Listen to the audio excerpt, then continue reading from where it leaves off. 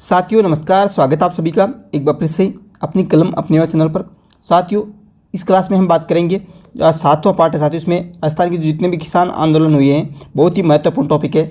REET mains exam जो होना है, थर्ड ग्रेड मुख्य परीक्षा जो होनी है उसके लिए अति महत्वपूर्ण टॉपिक है किसान आंदोलन और जनजाति जो आंदोलन थे।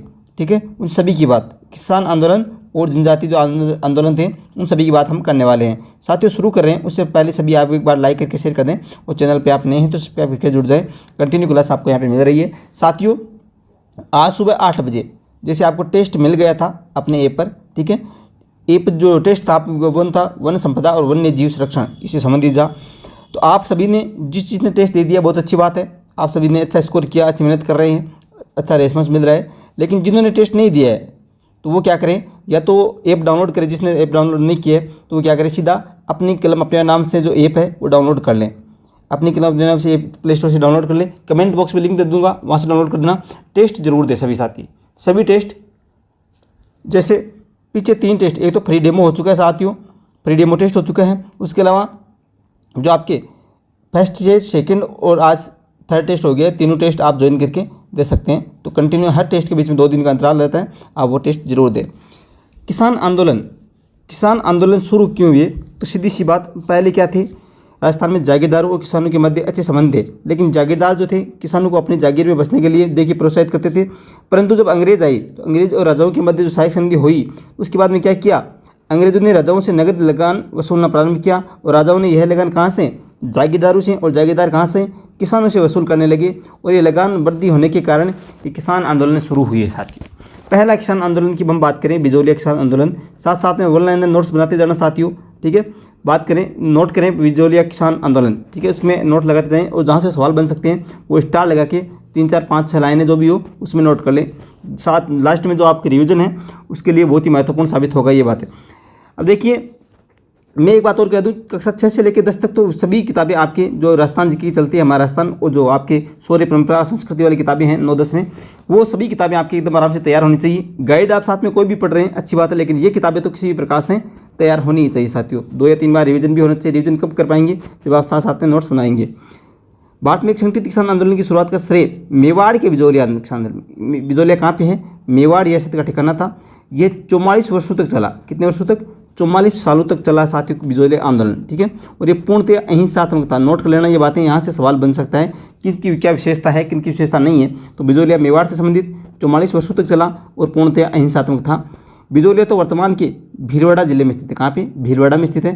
तत्कालीन मेवाड़ रियासत का ठिकाना था। यह आंदोलन दाखड़ जाति के किसानों द्वारा प्रारंभ किया। किसके द्वारा, नोट कर लेना, पूछा भी गया है, दाखड़ जाति के किसानों द्वारा आंदोलन। कौन सा आंदोलन, तो बिजोलिया आंदोलन। मुख्य 3 चरणों में ये आंदोलन हुआ। प्रथम चरण 1897 से 1914, नोट कर लेना।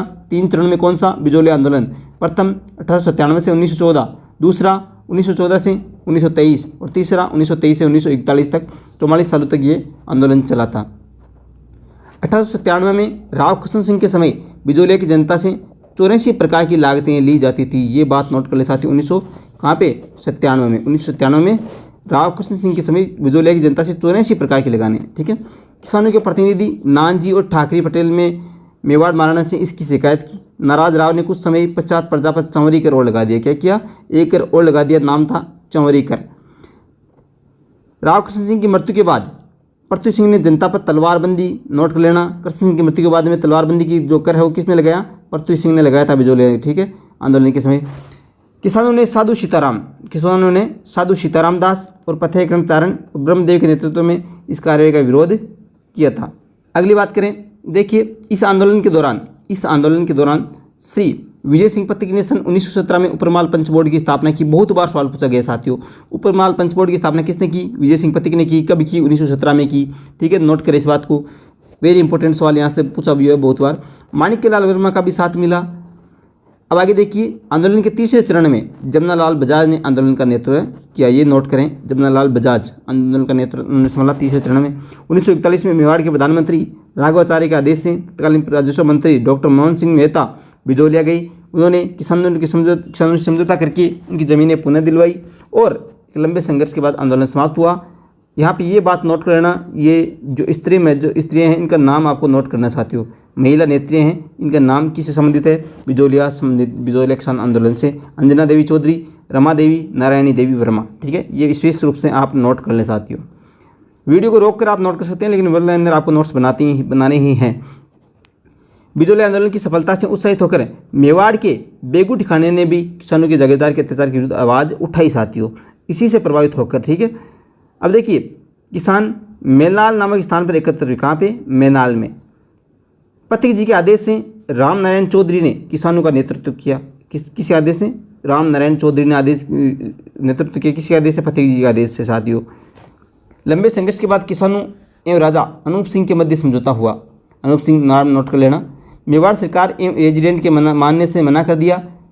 सरकार ने जांच हेतु रेवेन्यू कमिश्नर ट्रेंच भेजा। ये बात नोट कर लेना साथियों। रेवेन्यू कमिश्नर ट्रेंच कहाँ भेजा? बेंगू किसान आंदोलन के समय रेवेन्यू कमिश्नर ट्रेंच ने गोविंदपुरा में एकत्र किसानों पर गोले चलाने व गाँवों को जलाने का आदेश दे दिया। रूपा जी और कृपा जी, यहाँ से सवाल पूछ सकते हैं साथियों। रूपा जी और कृपा जी दाखड़ घटनास्थल पर ही मारे गए। कहाँ से? बेंगू किसान आंदोलन। कई किसान घायल हो गए और प्रशासन को झुकना पड़ा। 53 में से 34 लागतें समाप्त की गई साथियों। 53 में से कितनी? 34 लागतें समाप्त कर दी गई। अगला देखिए बूंदी किसान आंदोलन 1926 में नैनू राम नारायण चौधरी एवं हरिभाई किंकर के नेतृत्व में बूंदी किसान लाग भाग के विरुद्ध आंदोलन छिड़ा। ये बात नोट कर लें। किन किन ने? तो ये नाम आप सभी नोट कर लें साथियों। 26 में नैनू राम नारायण चौधरी और हरिभाई किंकर के। ठीक है, बूंदी के बरड़ में पुलिस ने एकत्र किसानों पर गोली चला दी और घटनास्थल नानक बेल की मृत्यु हो गई साथियों। ये बात नोट करें। नानक बेल की मृत्यु कहाँ हुई? घटनास्थल पर ही, बरड़ में। ठीक है, और बूंदी किसान आंदोलन से संबंधित है। बूंदी राज्य सरकार द्वारा 1943 में किसानों की मांगे स्वीकार करने पर आंदोलन की समाप्ति हुई। 1943 में मांगे मान ली गई।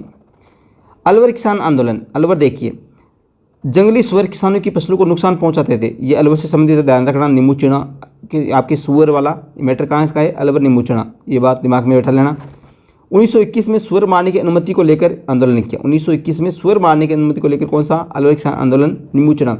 सन 1925 में अलवर महाराजा जय सिंह द्वारा की गई लगान वर्दी के विरुद्ध किसानों ने नींबू चीना गाँव में एकत्र एक सभा का आयोजन किया था। कहाँ पे किया? नींबू चीना गाँव में 1985 में। ठीक है, सभा पर गोली चलाने से सैकड़ों किसान, स्त्रियां मारे गए, बच्चे मारे गए, अनेक घरों का जला दिया गया। गांधी जी ने, ये बात नोट करें, बहुत बार पूछा गया सवाल है, गांधी जी ने इस घटना को आलोचना करते हुए क्या कहा? राजस्थान का जलियांवाला बाग हत्याकांड कहा था साथियों। किसे कहा था? नींबू चीना कांड या अलवर किसान आंदोलन को क्या कहा था? नींबू चीना कांड ही आएगा सवाल में। और वो गांधी जी ने इसे क्या कहा? राजस्थान का जलियांवाला बाग हत्याकांड कहा था साथियों। सीकर जयपुर राज्य का बड़ा ठिकाना था। ये देखिए सीकर किसान आंदोलन में जयपुर ठिकाना का ठिकाना था।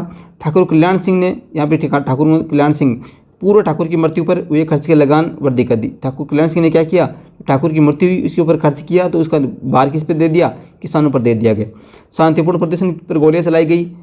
लंदन के हाउस ऑफ कॉमन्स में हुई। इसकी चर्चा कहाँ पे हुई साथियों? ये बात नोट करें। इस आंदोलन की चर्चा लंदन के हाउस ऑफ कॉमन्स में हुई। ये बात विशेष रूप से नोट कर लेना स्टार लगा के। ठीक है, इसके बाद देखिए सरदार हरलाल सिंह, नेतराम सिंह और पृथ्वी सिंह गोठड़ा इस आंदोलन से प्रमुख जुड़े नेता थे। नाम याद रखना। किस संबंधित थे? हरलाल सिंह, नेतराम और पृथ्वी सिंह गोठड़ा किससे संबंधित? सीकर किसान आंदोलन से संबंधित थे साथियों। शेखावाटी की बात करें, शेखावाटी के किसानों ने भी मनमानी लगान के विरुद्ध आंदोलन छेड़ा।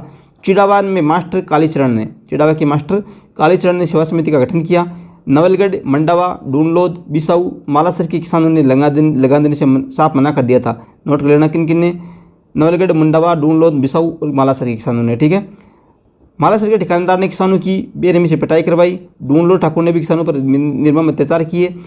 हालांकि जयपुर राज्य ने जागीरदारी किसानों के बीच समझौता करने के लिए कई प्रयास किए, किंतु यहाँ स्थायी समाधान आज़ादी के बाद ही हो पाया। ये बात नोट कर लेना। आज़ादी के बाद किसान आंदोलन जो समाधान हो पाया।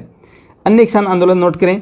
1945 में चंडावल ठाकुर ने लाठी और भालू के प्रहार से किसान आंदोलन को कुचलने का प्रयास किया। 1945 में चंडावल ठाकुर ने। ठीक है, अगला 1947 में नोट करें। डाबड़ा जो हमारे गांव से थोड़ी दूर है, मौलासर के पास में एक गांव है, जहां पे 1946 में डाबड़ा में लगान लागबाग बेगार के विरुद्ध लगभग 600 किसान ठेकेदार के पास गए तो उन्हें बंदूक तलवारें भाले चलवाई और कई लोग हताहत हो गए।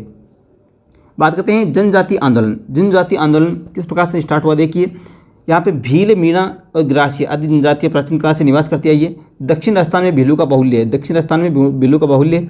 मेवाड़ के राज चिन्ह में इनका चित्र अंकित रहता है। मेवाड़ के राज चिन्ह में इनका चित्र अंकित रहता है, ये बात भी नोट कर लेना। जयपुर एवं आसपास की बात मीणा जनजाति है, जयपुर एवं आसपास में मीणा जनजाति।